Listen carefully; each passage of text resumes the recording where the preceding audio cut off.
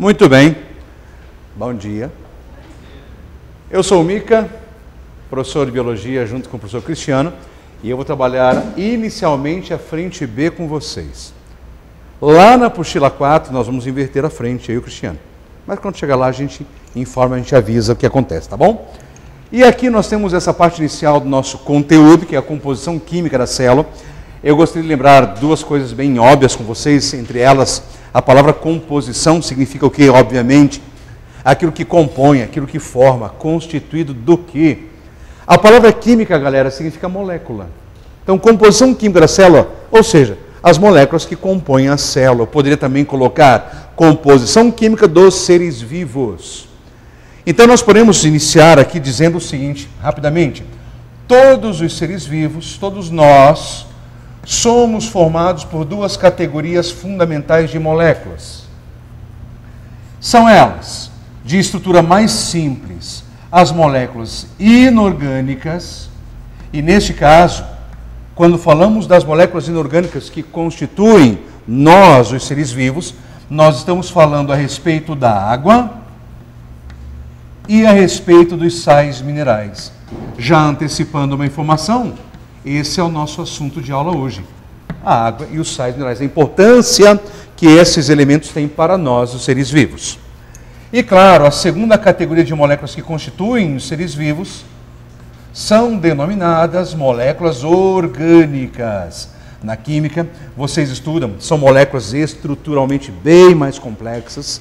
E nós podemos dividi-las aqui nas seguintes categorias. Entre elas, podemos falar sobre carboidratos. Popularmente, carboidratos também são chamados por nome açúcares. Também o grupo dos lipídios, óleos, gorduras, o colesterol, as ceras. Na sequência, uma das mais importantes moléculas orgânicas que conhecemos, as proteínas. Proteínas. Observamos também a presença, a existência das vitaminas e, finalmente, também as moléculas que chamamos de ácidos nucleicos. Estas, as moléculas que regem a vida, moléculas de DNA e RNA. Nós vamos seguir o material de vocês, então a ordem que nós temos ali, ó, nós vamos até proteínas e nós vamos então alterar. Vitaminas e ácidos nucleicos vai vir para vocês em um outro momento ainda nesse material. Então, galera, sem perdermos tempo, ok?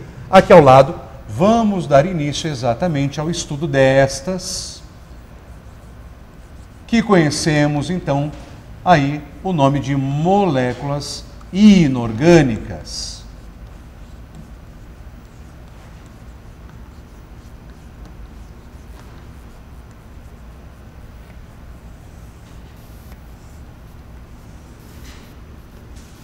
Para título de orientação, vamos colocar aqui numeração de identificação. Então, a primeira que nós vamos ver aqui claramente é a molécula de água. A segunda que veremos aqui o que chamamos por nome sais minerais. Vamos entender uma coisa importante, galera. O nosso objetivo aqui é biologia. Então, por exemplo, eu não vou entrar em propriedade física, propriedade química da água. Isso vocês vão estudar lá na física, na química. Nosso enfoque é a importância que esses elementos têm para nós, seres vivos. Vocês, como bons pré-vestibulandos, vão ter esse conhecimento aqui, associar o conhecimento da física e da química, e com tudo isso em mãos, fazer a prova de vestibular de vocês. Então, agora vamos oficializar aqui a primeira categoria de moléculas inorgânicas que compõem os seres vivos. Vamos falar a respeito da água.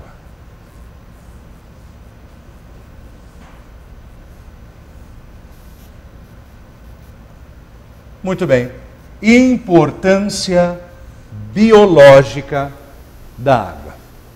Entre essas questões, nós podemos trazer aqui algumas afirmações realmente importantes. Todo mundo aqui sabe, todo mundo já estudou em algum momento, que os químicos dizem, afirmam que a água tem um título, que ela é chamada de solvente universal. Solvente quer dizer que ela dissolve as coisas, mas a pergunta, será que ela é um solvente universal, real, universal de verdade? Na verdade, não é bem assim. Mas ela é solvente da maioria das substâncias que conhecemos. Para nós, os seres vivos, então, nós podemos afirmar que a água ela funciona como sendo um solvente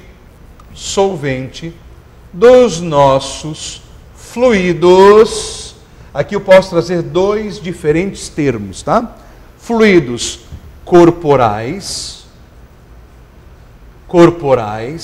ou eu posso dizer fluidos orgânicos. A água é o solvente dos fluidos orgânicos, dos fluidos corporais. E aqui, claro, nós podemos trazer alguns exemplos de fluidos corporais ou orgânicos, onde a água é o solvente.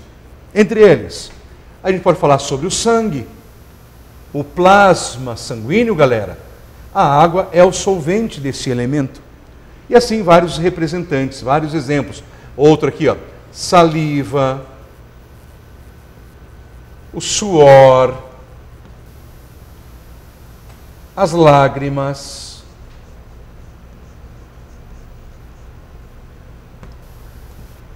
o leite da mãe que amamenta, da urina que nós vamos eliminar. Vamos agora para nível celular, dentro das células. Então, a água é o solvente, por exemplo, do hialoplasma. Então, aqui nós temos alguns representantes, alguns exemplos de fluidos corporais onde a água funciona como solvente. Detalhe interessante é o seguinte: diretamente, preste atenção no que eu estou dizendo, diretamente associado a esta primeira função, isso explica a próxima função que a água também realiza para os seres vivos. Ela atua como um meio para garantir o transporte, galera. Tá lá, ó, a água, ela atua como transporte de substâncias no nosso organismo. E eu vou pegar os exemplos de novo. Por exemplo, se eu falar de novo nele o sangue, a água presente no sangue, por exemplo, o sangue tem hemácias, que transportam oxigênio, tem leucócito, células de defesa, plaquetas, fragmentos que atuam na coagulação sanguínea, e existe o plasma sanguíneo, onde a água se faz presente. O que é esse plasma? O que existe mergulhado nesse plasma? Por exemplo, aquilo que você se alimenta, né? Você absorve, e esses alimentos, nutrientes, agora são distribuídos no corpo todo. Mas aonde que esses alimentos e nutrientes estão dissolvidos? No plasma sanguíneo, que é usado para transportar tais substâncias. Então, transporte de alimento, nutriente, transporte de hormônios, transporte de excretas nitrogenadas. O leite é um outro exemplo. A água mergulhada na água que está no leite, transportando os alimentos e nutrientes para o filho. Um outro exemplo, a própria urina. A água presente na urina é o solvente, mas as excretas nitrogenadas, que em nosso caso, principalmente a ureia, vai ser agora transportada do corpo para o meio externo na água presente na urina. Então a água também atua como um meio de transporte das substâncias, ok, galera? O que nos leva a uma terceira importância que a água realiza aos seres vivos. Ela atua como um lubrificante. Está lá, ó, a água. Ela é lubrificante, por exemplo, pessoal, das nossas articulações. Vou deixar claro uma coisa, hein? Não existe junta. É articulação, tá? Das articulações. Então, por exemplo, aqui, ó, se nós imaginarmos a seguinte situação. Temos aqui, ó, uma peça óssea representada qualquer, uma articulação representada aqui para a gente, tá certo? Representativamente aqui.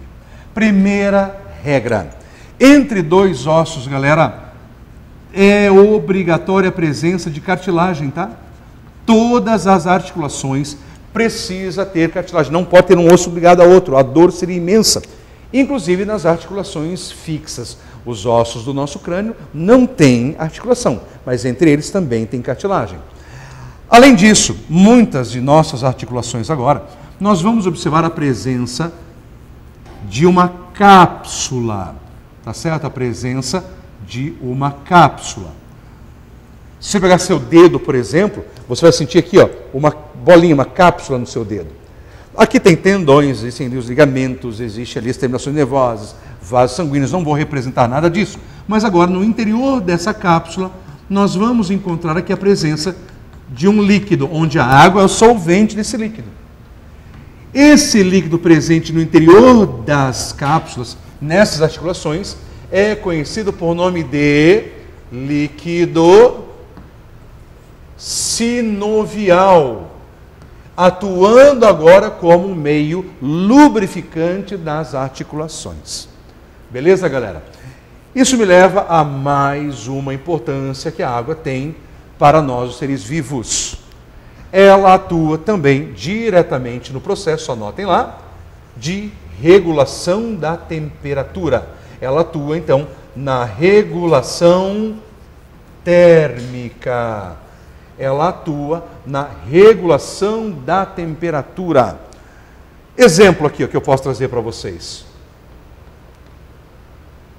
Suor, ou seja, o processo denominado de transpiração, ok? A transpiração. Então, quando você transpira, você está perdendo calor, energia produzida. Por exemplo, de uma atividade física, chega perto de uma pessoa que está transpirando, não encosta nela que é ruim, né? Chega bem pertinho, você sente o calor emanando desse indivíduo, o calor emanando dessa pessoa. Um outro exemplo aqui, ó. Você que tem cachorro, tem gato, por exemplo, o seu bichinho de estimação lá, está num dia muito quente, muito calor, ele não vai transpirar. Então você fala agora sobre a respiração.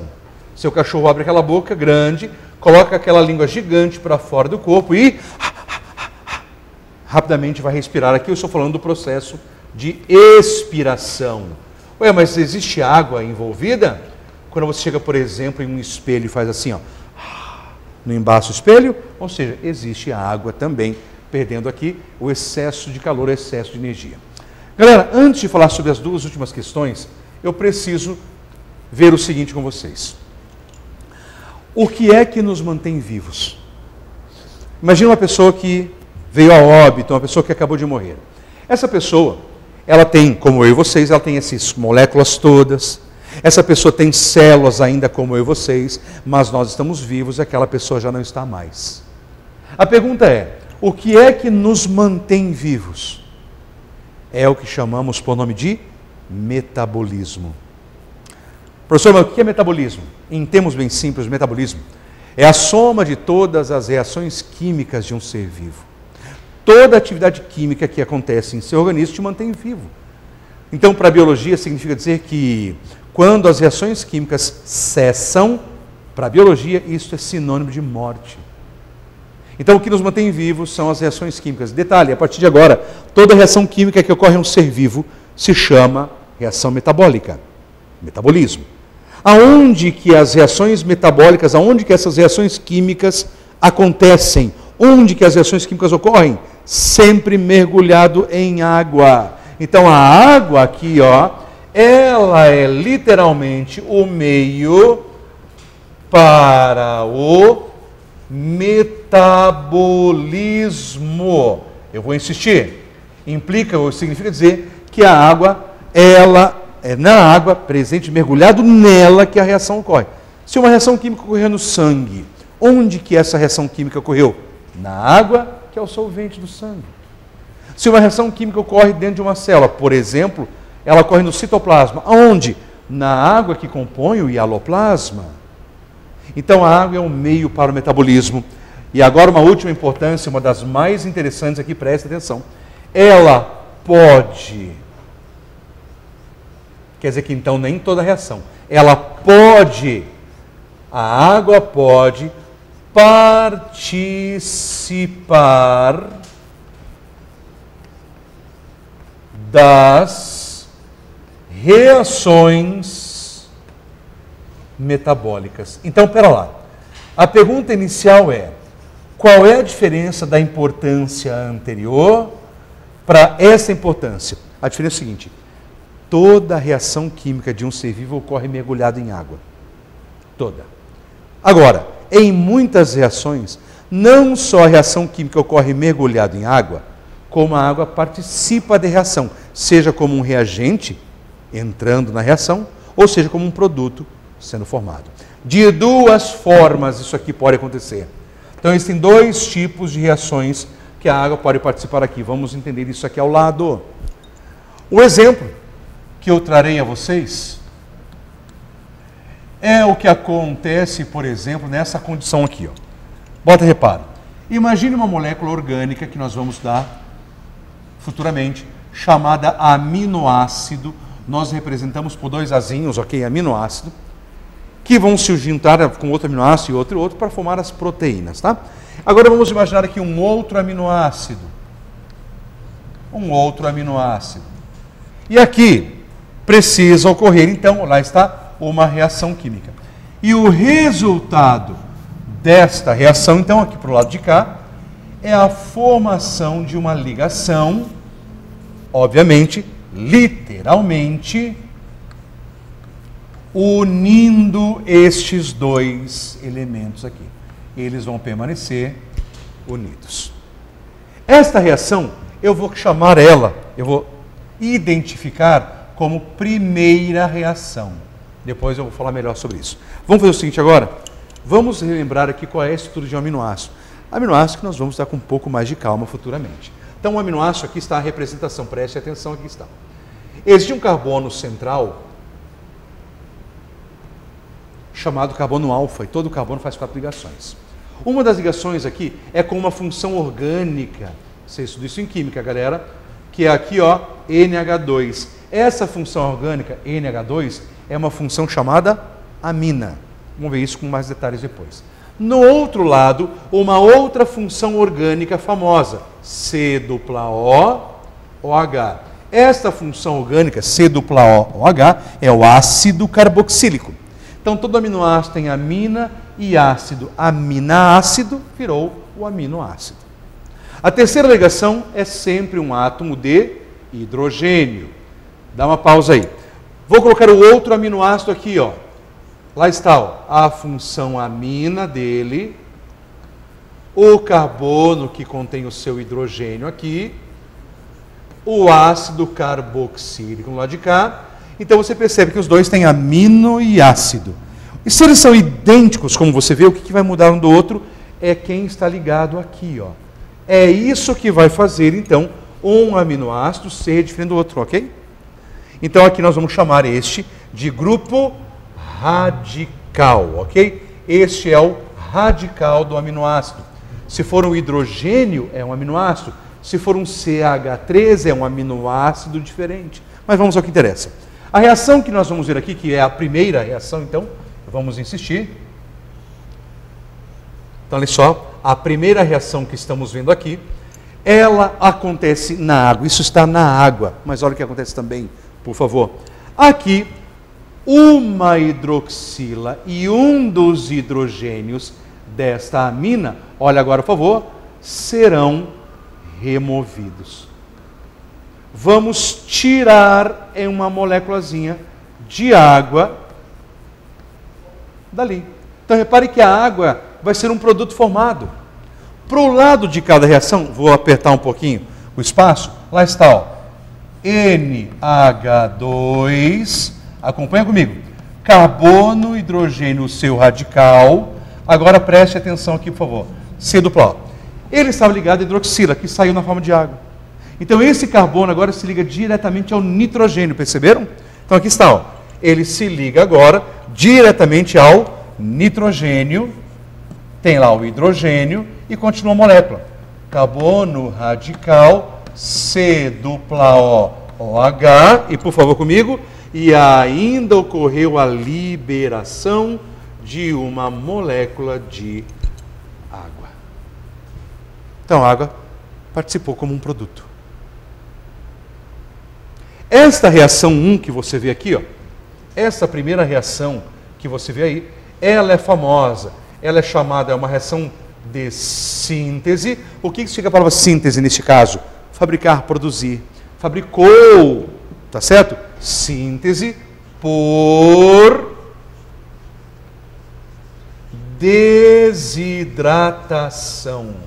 Ocorreu então uma síntese por desidratação, ou seja, o que significa a palavra hidratar? Adicionar.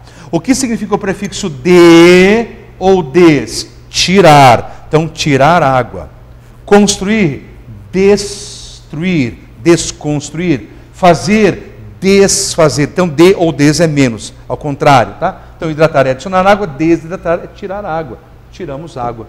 Toda a síntese orgânica, toda vez que você vai ligar molécula orgânica, sejam proteínas, aminoácidos, lipídios, ácidos nucleicos, sai água. Agora, olha no quadro e me responda o seguinte: se ao tirar água formou uma ligação, o que acontece se nós adicionarmos água aqui? O que acontece se a gente adicionar água agora? A reação ocorre no sentido contrário. A reação ocorrerá no sentido contrário. É a segunda reação. Quando eu adicionar a água aqui, eu quebro a ligação e separo os aminoácidos, entenderam? Esta forma de reação agora, em que a água pode participar, são as chamadas, olhem só, são as reações de, olha o nome, reações de hidrólise. Essa palavra hidrólise quer dizer o quê? Hidro, água. O que é que significa a palavra lise? Quebra, quebrar. Então, lise significa quebrar, ou seja, a água é usada para quebrar ligações separando moléculas. Então, aqui ela funcionou como um substrato, um reagente da reação. No lado de cá ela funciona como um produto formado. Entenderam isso, moçada? O que me gera a situação, a questão final. Vou apagar lá para a gente dar início.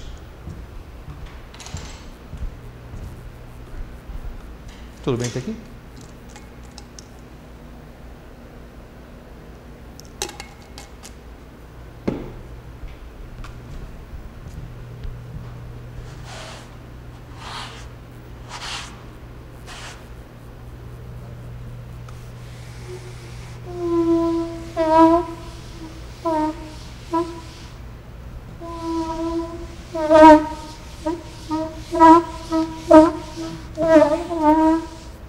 Vamos lá então.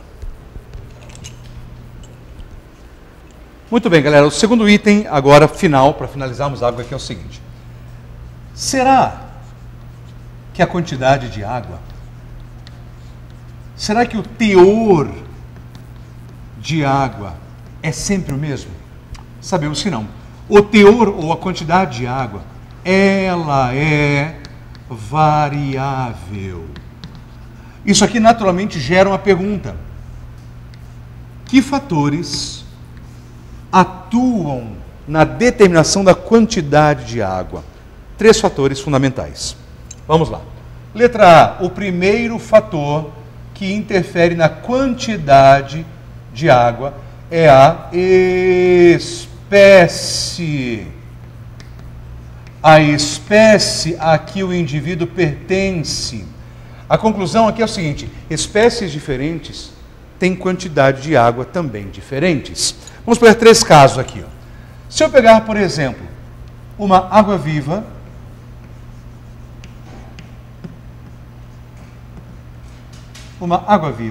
se eu pegar, por exemplo, a nossa espécie, homem, lembrando que o termo homem aqui não tem relação alguma com gênero, é o homem antropológico, é o homem enquanto espécie, a espécie homem na Terra, beleza?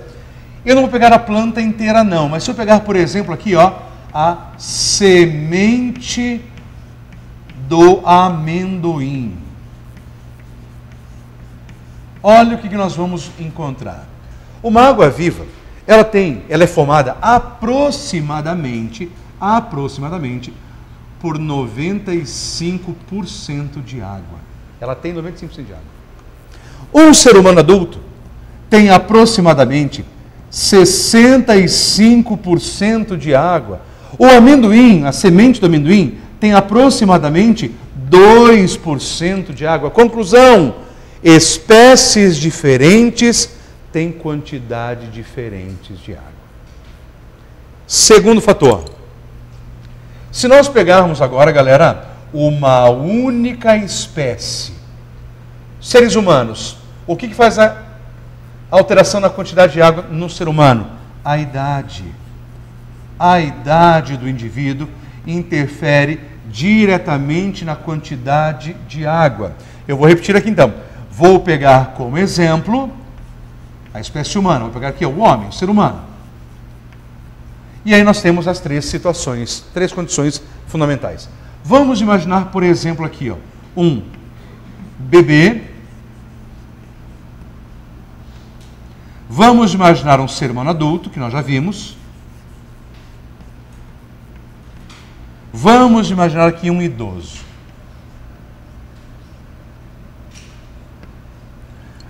Um bebê, ele é formado por aproximadamente 70% de água. Um ser humano adulto, vimos aqui em cima, é formado por aproximadamente 65% de água. Um idoso tem aproximadamente 60% de água. Conclusão: quanto mais velho for o indivíduo, menor é a quantidade de água disponível no corpo dele. Beleza, moçada? E agora um terceiro e último fator para a gente finalizar o assunto água.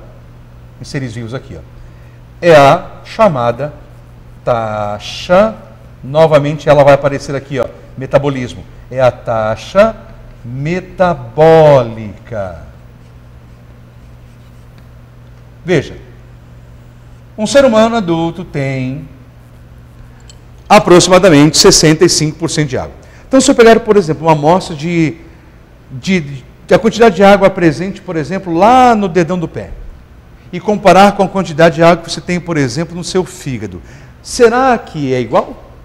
Será que você tem essa água toda distribuída de forma homogênea pelo corpo? Sabemos que não.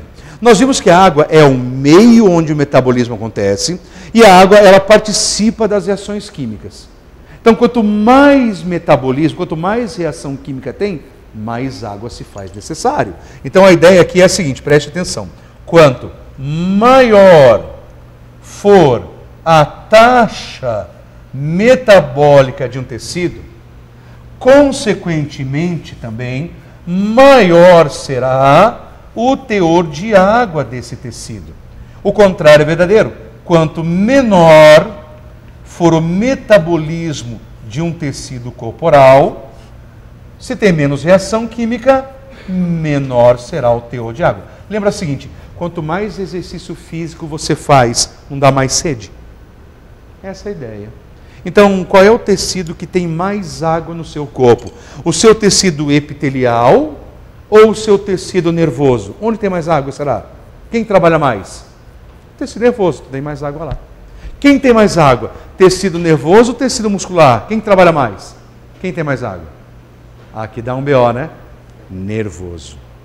Tecido nervoso é o que mais trabalha. Então, na ordem, olha só, vou colocar aqui embaixo para vocês, tá? Em primeiro lugar, o tecido que mais tem água no corpo humano é o tecido nervoso. Seguido, agora sim, do tecido muscular. O tecido muscular é o segundo tecido com maior quantidade de água do corpo humano. Seguido, por exemplo, do tecido hepático. Vocês sabem o que é o tecido hepático? Hepatócito, hepático, fígado. Seguido, por exemplo, do tecido renal, os rins, e aí, etc., os demais. Então, moçada, alguém tem alguma pergunta sobre a água? A importância da água aos seres vivos? Ficou entendido isso? De boa? Associado a esse conhecimento, você vai associar o conhecimento que você aprende na física e na química sobre a água para suas questões interdisciplinares nos vestibulares. Isso me leva, então, finalmente aqui à segunda categoria. Segunda molécula, o grupo de moléculas inorgânicas. Aqui vamos falar com vocês a respeito dos simplesmente minerais ou sais minerais.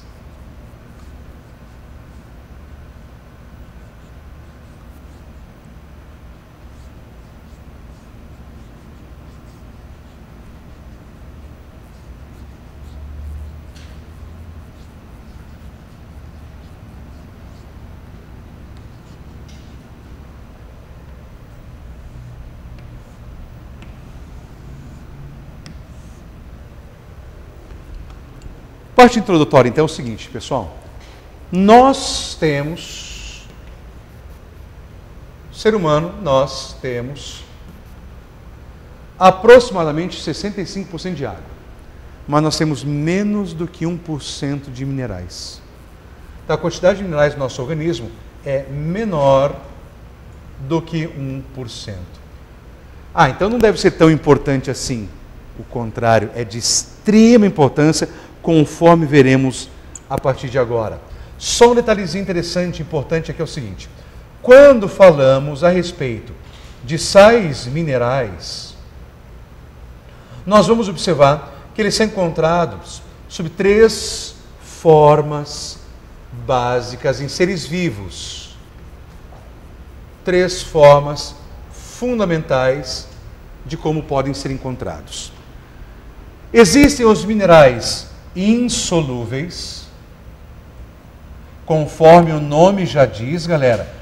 Minerais insolúveis são aqueles que não são dissociados em água, eles não se dissolvem na água. Existem os minerais, ao contrário agora, solúveis, aqueles que se dissociam na água, e existem os minerais chamados de associados. O que quer dizer isso? Eles estão associados, ligados, unidos a uma outra molécula. Beleza? Para finalizar a nossa primeira aula de hoje, eu quero falar com vocês, então, de fato aqui, vamos falar sobre os minerais insolúveis. Finalizando a primeira aula.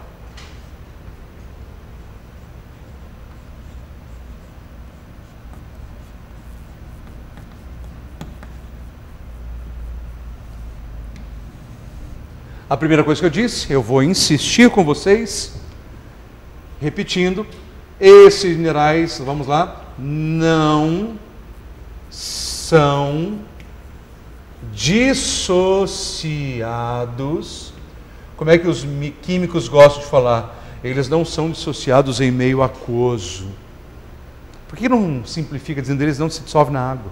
Não desmancham na água? Não são dissociados em água, em meio aquoso. Aí, isso aqui nos gera uma situação realmente importante. Preste atenção agora, por favor. Galera, a pergunta é a seguinte. Se um mineral, ele não é dissociado em água, para que ele serve? Mineral não dissociado sempre apresentará uma função estrutural. Sempre vai formar estrutura. Mineral insolúvel tem função estrutural, ponto final. E aqui eu tenho um exemplo, que é um mineral, um dos mais importantes minerais que nós temos, tá certo? Encontrado na sua forma insolúvel, que é o chamado cálcio.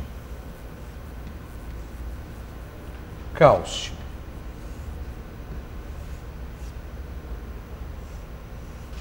Vamos entender o seguinte: qual é a forma mais comum do cálcio insolúvel formando estruturas em seres vivos?